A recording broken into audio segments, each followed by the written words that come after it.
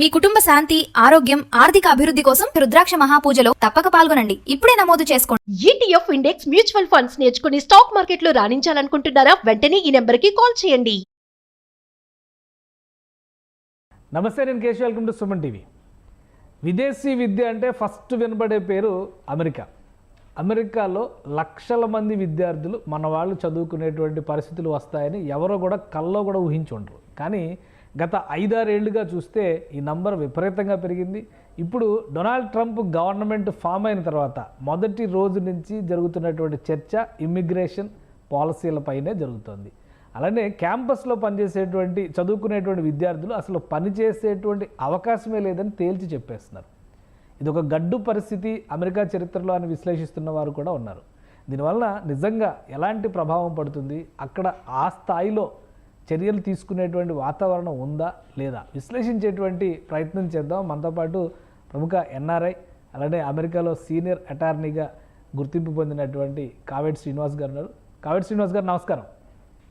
నమస్కారం సార్. ఏంటి అమెరికా అనేటువంటి ఒక డ్రీమ్ ఇక అది చెరిగిపోయినటువంటి కళ అనేటువంటి అభిప్రాయం వచ్చేస్తుంది. ఇమ్మిగ్రేషన్ విషయాల్లో కానీ, కొత్తగా తీసుకొచ్చినటువంటి పాలసీల విషయంలో కానీ, ముఖ్యంగా విద్యార్థులు వచ్చేటువంటి పరిస్థితి కూడా అమెరికాకి లేదు అనేటువంటి అభిప్రాయం వస్తుంది. ఒకవైపు ఇక్కడ సెంట్రల్ గవర్నమెంట్ ఏమో విదేశీ విద్యార్థులకి, విదేశాలకు వెళ్ళి చదువుకునే విద్యార్థులకి రాయితీలు ప్రకటిస్తుంది. ఇవాళ కేంద్ర ప్రభుత్వం బడ్జెట్లో కూడా పెట్టారు. కానీ అక్కడేమో రానేమో అంటున్నారు. ఏంటి వాస్తవం ఏంటి, అసలు ఏం జరుగుతుంది అమెరికాలో? ఇక్కడ మనం ఒకటి అర్థం చేసుకోవాలండి. ఇప్పుడు వీళ్ళు అమెరికాలో పెద్ద బిజినెస్ ఏంటంటే ఎడ్యుకేషన్ అనేది. అంటే లక్షలలో స్టూడెంట్స్కి వీసాలు ఇస్తారు, గతంలో ఇచ్చారు, ఇస్తారు కూడా. ఎందుకు వీళ్ళు ఎడ్యుకేషన్ ఒక వ్యాపారంలాగా చూస్తారని. కానీ ఇక్కడ ఏంటంటే మనం వీసా తీసుకొని వెళ్ళేటప్పుడు మనం కౌన్సిలేట్కి చూపించాలి మన దగ్గర కాలేజ్ ఫీజులు ఉన్నాయి, లివింగ్ ఎక్స్పెన్సెస్ కూడా ఉన్నాయని మనం అందరం కూడా చూపిస్తామండి. అంటే ఈ విషయం మనం అందరం తెలుసుకోవాల్సిన విషయం. వాళ్ళకేం చెప్తామంటే మేము అక్కడికి వెళ్ళి చదువుకొని మాకు ఫీజులతో పాటు మాకు లివింగ్ ఎక్స్పెన్సెస్ కూడా ఉన్నాయి అని చెప్పి చూపిస్తామండి. చూపించినప్పుడు వాళ్ళు వీసా ఇస్తారు. USA కానీ, కెనడా కానీ, ఆస్ట్రేలియా, అన్ని యూరోపియన్ కంట్రీస్కి. అంటే మీరు పబ్లిక్ ఛార్జ్ అవ్వం, మేము అక్కడికి వెళ్ళి వేరే ఇల్లీగల్ పనులు చేయము, లేకపోతే గవర్నమెంట్ దగ్గర మేము ఇన్సూరెన్స్ తీసుకోము. పబ్లిక్ ఛార్జ్ అంటే ఇక్కడ సిటీ వాళ్ళు, మున్సిపాలిటీ వాళ్ళు ఫుడ్ స్టాంప్స్ అని ఇస్తారండి. అంటే పావర్టీ గైడ్లైన్స్ కింద ఉన్న వాళ్ళకి భోజనాలకి వారానికి నెలకు టికెట్ కూడా ఇస్తారు మున్సిపాలిటీ వాళ్ళు, స్టేట్ వాళ్ళు. సో ఇలాంటి మేమేం తీసుకోము, పబ్లిక్ ఛార్జ్ అవ్వము అని చెప్పేసి వాళ్ళు నార్మల్గా మనం చూపిస్తేనే వీసాలు ఇస్తారండి. సో ఇప్పుడు మనం అక్కడ చూపించిన మరి బ్యాంక్ స్టేట్మెంట్లు ఇక్కడికి వచ్చిన తర్వాత ఒక సెమిస్టర్ ఫీజు కట్టి మేము మా దగ్గర డబ్బులు లేవు, మేము ఉద్యోగాలకు వెళ్తామంటే ఉద్యోగం చేసుకోమంటారు. ఏమంటారంటే క్యాంపస్లోనే జాబులు చేసుకోవాలి, క్యాంపస్ బయట చేసుకోకూడదు. అది US లో అండి. ఒకవేళ UK లా, కెనడా, న్యూజిలాండ్ ఆ కంట్రీ లా చూస్తే మీరు 20 గంటలు అవుట్ సైడ్ ద క్యాంపస్ చేసుకోవచ్చు. అంటే that is the law of the land. కానీ ఇక్కడికి వచ్చే వరకు వాళ్ళు ఏం చేశారు, కాలేజీలలోనే పనిచేయండి అని చెప్పి లా పాస్ చేశారు. ఇక్కడికి వచ్చిన తర్వాత మన స్టూడెంట్స్ ఏమవుతున్నాయంటే ఇక్కడికి వచ్చిన తర్వాత వాళ్ళు క్యాంపస్లలో ఉద్యోగాలు లేవు ఫస్ట్ ఆఫ్ ఆల్. రెండో విషయం, మన పేరెంట్స్, మన వాళ్ళు, ఇండియాలో ఉన్న వాళ్ళు అర్థం చేసుకోవాల్సింది ఏంటంటే కోవిడ్ తర్వాత, కోవిడ్ కంటే ముందు ఎలా ఉండేదంటే అండి, లా 20 hours మీరు క్లాస్ రూమ్కి వెళ్ళాలి ఫిజికల్గా. కోవిడ్ టైంలో ఏమొచ్చిందంటే పాలసీ, మీరు కొన్ని గంటలు క్లాస్ రూమ్లో ఉండండి, కొన్ని గంటలు ఇంట్లో నుంచి ఆన్లైన్లో చదువుకోండి అని లా తెచ్చారు. అంటే కోవిడ్ టైంలో పూర్తిగా కాలేజీలో క్లోజ్ చేశారు కనుక వాళ్ళు మీరు ఆన్లైన్లో చదువుకోండి అని కోవిడ్ టైంలో చెప్పారు. దాని తర్వాత కొన్ని వెసులుబాటు చేసి ఇమిగ్రేషన్ లాలో ఏమన్నారంటే చాలా యూనివర్సిటీస్కి సరే మీరు క్లాసులు ఆన్లైన్లో కండక్ట్ చేసుకోండి, వారానికి ఒకసారి 2 సార్లు స్టూడెంట్స్ వచ్చి క్లాసులో అటెండ్ అయ్యి అసైన్మెంట్లు తీసుకొని అసైన్మెంట్లు చెయ్యాలని ఆ లా తీసుకొచ్చారండి. అంటే ఇంతకుముందు 20 hours క్లాస్ రూమ్లో ఉండేది కూడా తీసేసి మీరు ఇంట్లో నుంచే చదువుకోండి అని పెట్టారు. పెడితే ఏమైంది, ఇక్కడ అన్ని కాలేజీలో ఇక్కడ ఒకటి అర్థం చేసుకోవాల్సింది ఏంటంటే అండి, ఇక్కడ గవర్నమెంట్ మన దగ్గర ఎట్లయితే యూనివర్సిటీస్ ఉంటాయో ఆంధ్ర యూనివర్సిటీ, నాగార్జున, అవును. ఉస్మాన్, ఇవి స్టేట్ యూనివర్సిటీస్ మనకు. అవును. అమెరికాలో కూడా స్టేట్ యూనివర్సిటీస్ ఉంటాయండి. అమెరికాలో స్టేట్ యూనివర్సిటీస్ ఉంటాయి, మున్సిపాలిటీ వాళ్ళు కూడా కాలేజీలు నడిపిస్తారు, ప్రైవేట్ యూనివర్సిటీస్ కూడా ఉంటాయండి. ఓకే. ఇప్పుడు మన దగ్గర కూడా ప్రైవేట్ యూనివర్సిటీ యాక్ట్ వచ్చేసింది కదండి, చాలా ప్రైవేట్ యూనివర్సిటీస్ అవును. ఇండియాలో కూడా వచ్చేసాయి. వచ్చినాయి. అదే విధంగా వీళ్ళు ప్రైవేట్ యూనివర్సిటీస్ కూడా ఇప్పుడు సెయింట్ జాన్స్ అనేది ఒక సంస్థ, క్యాథలిక్ సంస్థ, వాళ్ళకు యూనివర్సిటీస్ ఉంటాయి, హాస్పిటల్స్ ఉంటాయి. అలాగే ప్రైవేట్ ఇన్వెస్టర్స్ కూడా ఇక్కడ కూడా యూనివర్సిటీస్ పెట్టారు. సో యూనివర్సిటీస్ పెడితే వాళ్ళందరికీ కూడా ఇమిగ్రేషన్ వాళ్ళు పర్మిషన్ ఇచ్చారు, మీరు స్టూడెంట్స్ని తీసుకొని రావచ్చు అని. మరి ఇప్పుడు ప్రైవేట్ యూనివర్సిటీస్ బోల్డ్ అని వచ్చాయి, వాళ్ళందరూ సర్వైవ్ కావాలి కదా. సరే ఇప్పుడు అందరూ ఆన్లైన్లో క్లాసులు చదువుకోండి అని చెప్పారు. సో వీళ్ళు ఇప్పుడు ఫర్ ఎగ్జాంపుల్ న్యూయార్క్లో కాలేజ్ ఉంటే స్టూడెంట్ ఎక్కడో కాలిఫోర్నియాలో ఉంటారు. మరి మనం హైదరాబాద్లో కాలేజ్ ఉంటే మనం కాశ్మీర్లో ఉండి చదువుకోవచ్చా? హైదరాబాద్లోనే ఉండాలి కదా. మరి మన వాళ్ళు ఉండరు అలాగా, ఎక్కడెక్కడో ఉండి గ్యాస్ స్టేషన్లలో, రెస్టారెంట్లో పనిచేస్తుంటారు. సో ఇక్కడ అంటే ఇక్కడ లోకల్ అమెరికన్స్ వాళ్ళ భావం, వాళ్ళ ఫీలింగ్స్ ఏమొచ్చాయంటే, ఈ స్టూడెంట్స్ వచ్చారు, వచ్చి ఇక్కడ నార్మల్గా ప్రివైలింగ్ వేజ్ గంటకు $15,000 అండి. ఇప్పుడు మన దగ్గర కూడా ఇండియాలో కూడా prevailing wage act, minimum wage act అనేది మన దగ్గర ఉంది లేబర్ లాస్లో.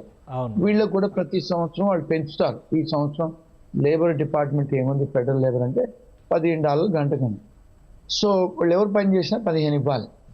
సో మన వాళ్ళు ఏం చేస్తున్నారు అంటే స్టూడెంట్స్ వచ్చి వాళ్ళు అనుకునేది ఈ రెస్టారెంట్లలో, గ్యాస్ స్టేషన్లలో వీళ్ళు కాలేజీలో చదువుకోవాల్సింది పోయి కాలేజీలలో జాబులు చేయాల్సింది పోయి బయట చేస్తున్నారు, ఈ ఉద్యోగాలు మాకు వచ్చే ఉద్యోగాలు పోతున్నాయి అనేది ఒక మూమెంట్, ఒక ఫీలింగ్ అనేది వచ్చింది, లోకల్ ఫీలింగ్. ఇప్పుడు ఎలాగైతే మన కేసీఆర్ గారు తెలంగాణ తీసుకురావడానికి ఆంధ్ర వాళ్ళు పోవాలి, ఆంధ్ర వాళ్ళు ఇది చేస్తారని ఎలాంటి నినాదం తెచ్చి పొలిటికల్గా సెంటిమెంట్ లేబట్టేసి చేసుకున్నాడు తెలంగాణని టీఆర్ఎస్ పార్టీ వాళ్ళు, అదే విధంగా ఇప్పుడు ట్రంప్ గారు కూడా మనకు Americans first, America manufacturing first అని ఒక నినాదంతో తీసుకొచ్చి రాజకీయాల్లో గెలిచారు. ఇప్పుడు థంపింగ్ మెజారిటీతో గెలిచారు వాళ్ళు. 2 హౌజ్లలో వాళ్ళ మెజారిటీ ఉందండి. సో ఇప్పుడు మరి అమెరికన్స్ కోసం తెచ్చాడు కదా, మన అమెరికన్స్ కు ముందు జాబులు రావాలి అని. సో దాని వల్ల ఏం చేశాడంటే అదొక రీజన్. రెండోది ఏమైందంటే ట్రంప్ గారు మొదటిసారి ఉన్నప్పుడు తను కొన్ని మార్పులు చేశారు, కానీ తన టర్మ్ అయిపోయిన తర్వాత మళ్ళీ బైడెన్ గారు వచ్చిన తర్వాత ఈ గేట్లన్నీ ఓపెన్ చేశారండి. తను ఉన్నప్పుడు ఏం చేశారంటే ఇప్పుడు ఈ మెక్సికో నుంచి, సౌత్ అమెరికా నుంచి చాలా మంది బార్డర్ క్రాస్ చేసి వస్తారు. వాళ్ళందరినీ కూడా తను ఉన్నప్పుడు అరెస్ట్ చేయించాడు. ఆ చిన్నపిల్లలతో వస్తే కూడా చిన్నపిల్లల్ని సపరేట్ చేసి, తల్లిదండ్రులను సపరేట్ చేసి చాలా మంది తల్లిదండ్రులను ఆయన పంపించేశాడు, అంటే పిల్లల్ని ఇక్కడ నుంచి. సో అది చాలా పెద్ద క్రిటిసిజం అయింది. అంటే అది ఒక రకంగా ఇల్లీగల్ ఇమిగ్రేషన్ కిందకి వస్తుంది కాబట్టి మనకు ఆ ప్రాబ్లం ఉండకపోవచ్చు కదా. మన వాళ్ళు కూడా అట్లా ఇల్లీగల్గా వచ్చిన వాళ్ళు ఎవరైనా ఉంటారా? ఉన్నారండి. ఇప్పుడు ఇక్కడ ఏమైందంటే అండి, ఇప్పుడు చాలా మంది స్టూడెంట్స్ కెనడాకు వెళ్ళారండి చదువుకోవడానికి వెళ్ళిన వాళ్ళు చదువుకోకుండా 8 లక్షల మంది ఇండియన్ స్టూడెంట్స్ అమెరికా బార్డర్ దాటి అమెరికాకు వచ్చేసారు. ఎట్లయితే మెక్సికన్స్ వచ్చారో మన వాళ్ళు కూడా కెనడా నుంచి బోర్డంత మంది స్టూడెంట్స్ అమెరికాకు వచ్చారు. అందులో పంజాబీ వాళ్ళు ఉన్నారు, గుజరాతీ వాళ్ళు ఉన్నారు, తెలుగు వాళ్ళు కూడా ఉన్నారు. సో మరి ఈ విషయం ఏ మీడియా వాళ్ళు కవర్ చేయరు. ఇక్కడ పేరెంట్స్ ఏం చేస్తారు, మన స్టూడెంట్స్ అన్ని అరెస్ట్ చేసి పంపించేస్తున్నారు. కానీ ఇంతవరకు మన స్టూడెంట్స్ని ఎక్కడికి వెళ్ళి వాళ్లకు హత్కడీలేసి కాళ్లకు బీడీలేసి వాళ్ళని మిలిటరీ విమానాల్లో పంపించిన దాఖలాలు ఇవ్వండి. కానీ మీడియాలో 8 లక్షల మంది బార్డర్ దాటేంత బలహీనంగా అమెరికన్ సెక్యూరిటీ సిస్టమ్ ఉందా? ఎందుకంటే ప్రపంచంలో బెస్ట్ అని చెప్పి అంటారు కదా. 8 లక్షల మంది ఇల్లీగల్గా వాళ్ళ కళ్ళు కప్పి ఆ దేశంలో చొరబడేటువంటి పరిస్థితులు ఉన్నాయా? కళ్ళు కప్పి రాలేదండి, వాళ్ళు బార్డర్స్ ఓపెన్ చేశారు. అంటే బైడెన్ గారు ఏం చేశారంటే బార్డర్ ఆయన హయాంలో ఓపెన్ చేశాడు. అక్కడే ఓపెన్ చేసి ఎంత ఓపెన్గా చేశాడంటే ఎవరైతే ఆ కంట్రీ లోపలికి బార్డర్ దాటి లోపలికి వస్తారో వాళ్లకు భోజనాలు పెట్టారు, వాళ్లకు విమానాలు ఇచ్చి న్యూయార్క్ సిటీ లాంటి సిటీలకు పంపించారు, కాలిఫోర్నియా, షికాగోలకు. అన్ని శాంక్చురీ సిటీస్కు పంపించారు. పంపిస్తే ఇప్పుడు వాళ్ళకి ఇక్కడ న్యూయార్క్ లాంటి సిటీలలో, షికాగోలో, కాలిఫోర్నియాలో 5 స్టార్ హోటల్ అకామిడేషన్ ఇచ్చి పెట్టారండి వాళ్ళకి. పెద్ద పెద్ద హోటళ్లలో వాళ్ళని పెట్టి వాళ్ళకు భోజనాలు ఇచ్చి, ఫుడ్ స్టాంప్స్ ఇచ్చి, లీగల్గా వాళ్ళకి ఏదైతే సలహాలు చేయాలో, వాళ్ళకు అసైలం అప్లికేషన్ పెట్టాలో అన్నీ చేశారు ఆయన బైడెన్ గారి అడ్మినిస్ట్రేషన్లో. అంటే ఓపెన్ బార్డర్ పాలసీ అని పెట్టారు. దానివల్ల ఇక్కడ ఏమైందంటే మన వాళ్ళు క్రిమినల్స్ కాదండి, కాకపోతే ఇప్పుడు ఈ సౌత్ అమెరికా నుంచి డ్రగ్ కార్టల్స్ ఉంటాయి. ఇప్పుడు కొలంబియా కానీ, వెనిజువేలా కానీ, ఇక్కడ ఉన్న పక్క ఈక్వెడోర్ దేశాలలో చాలా మంది క్రిమినల్స్ అక్కడ క్రైమ్ జరిగితే వాళ్ళందరూ కాన్విక్ట్స్ ఏం చేశారు, బార్డర్ క్రాస్ చేసి ఇక్కడికి వచ్చారండి. వాళ్ళతో పాటు భార్య పిల్లలందరూ వచ్చి ఇప్పుడు ఇక్కడ లక్షల మంది వాళ్ళు ఉన్నారు ఇక్కడ. అంటే సౌత్ అమెరికన్స్, స్పానిష్ వాళ్ళ మీద వారెంట్స్ అయ్యి, కేసులు అయ్యి, ఇక్కడ డిప్యూటేషన్ ఆర్డర్ అయిన వాళ్ళు వీళ్ళని తీసుకుపోయి బయటపడేసేది లేదు. ఎప్పుడైతే ఒబామా గారు ఉన్నారో అప్పుడు చాలా మందిని డిపోర్ట్ చేశారు. ఈయనప్పుడు డిపోర్టేషన్ తగ్గిపోయింది. వాళ్ళందరినీ పట్టుకొని పంపిస్తున్నారు ఫస్ట్ తన పాలసీ. సో అంటే ఇక్కడ ఎక్కువగా మన వాళ్ళు ఆందోళన చెందుతుంది ఏంటంటే, ఇక మీదట అమెరికా రావాలన్న విద్యార్థులు ముఖ్యంగా, మిగతా వాళ్ళందరినీ పక్కన పెడితే మేజర్ ప్రాబ్లం ఏంటంటే ఎడ్యుకేషన్ కోసం అమెరికా రావాలంటే ఇక అది చాలా కష్టమైనటువంటిది, అమెరికా వెళ్ళకపోవడమే బెటర్, అక్కడికి వెళ్తే చాలా కష్టాలు పడే పరిస్థితి ఉంది అనేటువంటి అభిప్రాయాలు వస్తున్నాయి. నిజంగా అటువంటి ప్రాబ్లమ్స్ ఉన్నాయా, లేదా ఇలా కేవలం ఇల్లీగల్గా వచ్చిన వాళ్ళు పడుతున్నటువంటి ఇబ్బందులే ఎక్కువ మీడియాలో ప్రొజెక్ట్ అవుతున్నాయా? ఇప్పుడు ఇక్కడ 2 prong టెస్ట్ అండి. ఇప్పుడు ఫస్ట్ అమెరికా రావాలనుకుంటే వాళ్ళు స్టూడెంట్ వీసాలు ఇస్తారు.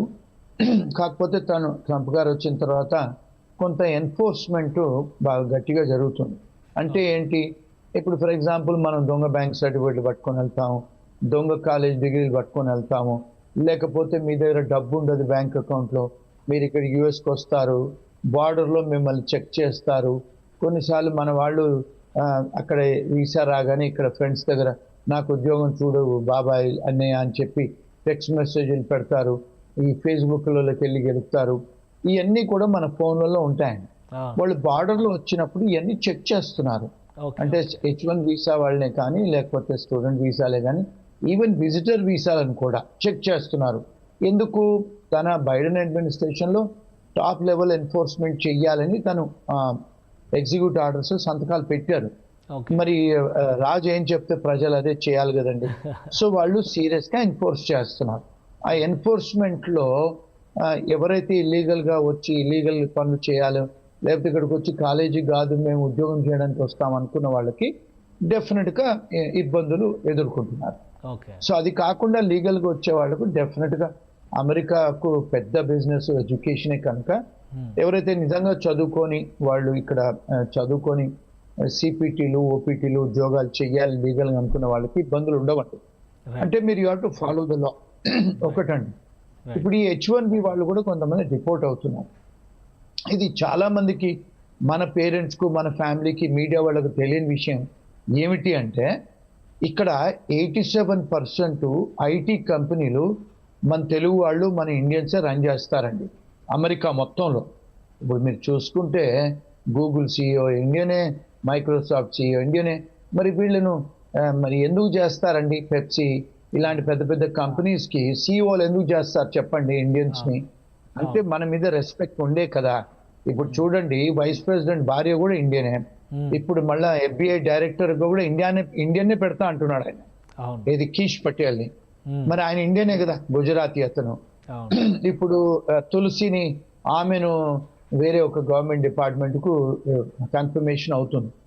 మరి భారతదేశస్తులకు ఇంత ఇంపార్టెన్స్ ఇచ్చి ఆయన మినిస్ట్రీలోనే ఆయన విసులుబాటు చేస్తే, ఇప్పుడు ఆయన రామన్ ఉన్నారు, ఆయన వాళ్ళందరికీ కూడా ఇంపార్టెంట్ పొజిషన్స్ ఇచ్చి మరి వాళ్ళకి ఇచ్చి ఇంత పెద్ద పెద్ద కంపెనీకు CEOలుగా చేస్తున్నారే తెల్లవాళ్ళని కాకుండా మన వాళ్ళ మీద రెస్పెక్ట్, మన వాళ్ళ మీద క్యాలిబరు, మన నాలెడ్జ్ ఉందనే కదా చేస్తున్నారు.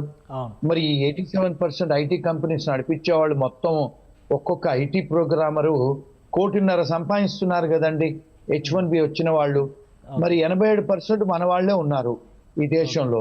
మరి ఒకవేళ మన మీద వాళ్ళు చూపించేదంటే ఉక్కుపాదము, మనకెందుకు ఆపర్చునిటీ ఇస్తారు చెప్పండి? అవును. డాక్టర్స్ ఉన్నారు, ఐటీ కంపెనీ ఓనర్స్ ఉన్నారు, అకౌంటింగ్ ఫర్మ్స్ వస్తున్నాయి, ఇప్పుడు ఈవెన్ నర్సెస్ కూడా వస్తున్నారు మన వాళ్ళు, ఈవెన్ హోటళ్లలో కూడా పనిచేసే వాళ్ళు జీవన్ మీద వస్తున్నారు, అందరూ వస్తున్నారు. రైట్ అంటే లీగల్ గా వచ్చి పని చేసుకునే వాళ్ళకు అంత బానే ఉంది. రైట్. కానీ ఎక్కడైతే కావేటి శ్రీనివాస్ గారు మీరు ఏం సలహా ఇస్తారు ఇప్పుడు అమెరికా రావాలనుకుంటున్నటువంటి స్టూడెంట్స్కి, ప్లస్ అమెరికాలో ఉండి ఇబ్బంది పడుతున్నాం అనుకునేటువంటి వాళ్ళకి ఇచ్చేటువంటి సొల్యూషన్ కానీ, సలహా కానీ, పరిష్కార మార్గాలు కానీ ఏంటి? లీగల్ గా రావాలండి, చదువుకోవడానికి రావాలి, ఫీజులు కట్టడానికి పరిస్థితి ఉంచుకోవాలి, కాలేజీలలో జాబులు ఎత్తుక్కోవాలి. కొన్నిసార్లు ఇక్కడ ప్రొవిజన్ కూడా ఉందండి ఇమిగ్రేషన్ లాలో, వాళ్ళకు ఒకవేళ ఆర్థిక ఇబ్బందులు జరిగితే కాలేజ్తో డిస్కస్ చేసి ఈవెన్ వర్క్ పర్మిట్ కూడా అప్లికేషన్ పెట్టుకోవచ్చండి. ఆ ప్రొవిజన్ ఉంది, అంటే బయట ఉద్యోగాలు చేయటానికి ఆ ప్రొవిజన్ ఉంది. రెండోది ఏంటంటే ఈ H1B వచ్చే వాళ్ళు ఇల్లీగల్గా ఆ డాక్యుమెంట్స్, వర్క్ ఎక్స్పీరియన్స్ లెటర్లు ఇల్లీగల్గా రెజ్యూమేలు చేసుకోకుండా లీగల్గా వచ్చేటట్టయితే వాళ్ళకు బాగానే ఉందండి. మూడోది ఏంటంటే ఇక్కడ డెఫినెట్గా అమెరికా పెద్ద దేశము, education best in the world, even IT కూడా best in the world, medicine కూడా బెస్ట్, అన్ని ఈ డెఫినెట్గా వాళ్ళు లీగల్గా చేసుకున్నారంటే రావచ్చు, వచ్చి జాగ్రత్తగా చేసుకోవచ్చు అండి. అది మూడోది ఏంటంటే నో యువర్ రైట్స్, మన అర్హతలు హక్కులు ఏంటి తెలుసుకోండి, రాకముందే ఆన్లైన్లో రీసెర్చ్ చేసుకొని రావాలండి. ఇక్కడికి వచ్చిన తర్వాత అయ్యో నాకు తెలియదు, I don't know the law అంటే ignorance of law is not excuse అండి. డెఫినెట్గా అవన్నీ జాగ్రత్తలు తీసుకొని వస్తే డెఫినెట్గా ఫ్యూచర్ ఉంది. ఎందుకంటే వీళ్ళు ఇప్పుడు ఎకానమీ కూడా పెరుగుతుంది మళ్ళా, కానీ వచ్చిన తర్వాత స్టాక్ మార్కెట్ పెరిగింది, ఇప్పుడు ఉద్యోగాలు కూడా వస్తున్నాయి. ఇప్పుడు చాలా మంది ఇల్లీగల్ వాళ్ళని తీసేస్తే లీగల్ వాళ్ళకు ఉద్యోగాలు ఉంటాయి కదండి. ఇప్పుడు చాలా మంది ఇల్లీగల్ వాళ్ళు వెళ్ళిపోతున్నారు కూడా. సో ఉద్యోగాలు డెఫినెట్గా ఉంటాయి, మంచి జాబులు ఉంటాయి, మంచి లీగల్గా జాబులు చేస్తే ఉంటాయి. ఎవరన్నా మరి ఇప్పుడు ఆల్రెడీ స్టార్ట్ అయిపోయింది కదా, అడ్మినిస్ట్రేషన్ ఎలా ఉంది ఓవరాల్గా? ట్రంప్ అడ్మినిస్ట్రేషన్ చాలా మంది ఆందోళన చెందుతూ ఉన్నారు, ఇండియన్స్ ఏదో అంటే మీరు అన్నట్టుగా ఇల్లీగల్ లీగల్ ఆ వేరియేషన్ ఎప్పుడూ ఉంటుంది, బట్ ఓవరాల్గా మనల్ని పంపించేస్తారేమో, మనకు అవకాశాలు తగ్గిపోతాయేమో అనుకునేటువంటి ఆందోళన కానీ అలాంటి పరిస్థితులు కానీ ఉన్నాయి. ఎందుకంటే చాలామంది గ్రీన్ కార్డు అప్లై చేస్తున్న వాళ్ళు రావేమో, ఇక ఎవరేమో H1B తగ్గించేస్తారేమో, ఇట్లాంటి భయాలు ఉన్నాయి వాటి పరిస్థితి. అవునండి, H1Bలో ఈ సంవత్సరము చాలా స్ట్రిక్ట్ ఎన్ఫోర్స్మెంట్ చేస్తా అంటున్నారు, ఆ పాలసీతో వచ్చింది. ఎవరైతే H1B కంపెనీ ఓనర్లు డబ్బులు తీసుకొని స్పాన్సర్ చేస్తారో లేకపోతే ఇల్లీగల్ చేస్తారో అవన్నిటికీ వాళ్ళు వచ్చి చెక్ చేస్తా అంటున్నారు.